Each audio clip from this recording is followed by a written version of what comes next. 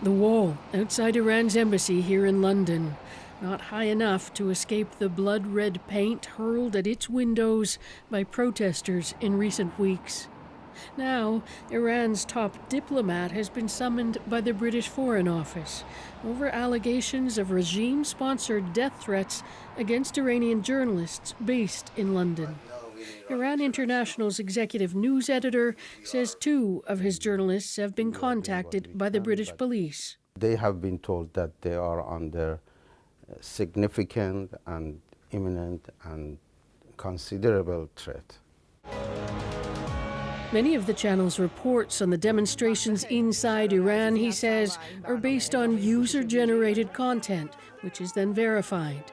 Set against government censorship in Iran, it's made the channel a major source for Persian speakers looking for news on the protests. Tehran accuses the channel and other Persian language services here of inciting violence.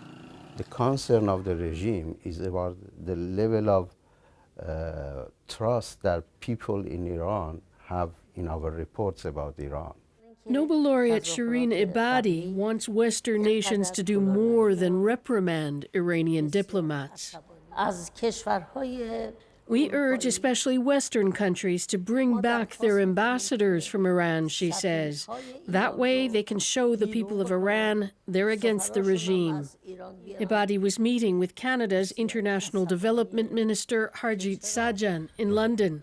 Canada hasn't had diplomatic relations with Iran since 2012. I mean, every government's going to have to make their own decision because there are always different circumstances. But I agree with Dr. Ebadi that every nation needs to take a very strong stance against Iran. Sajjan says he sought out Ebadi for input on what more Canada can do to support Iranian women, in particular, demanding their rights. Margaret Evans, CBC News, London.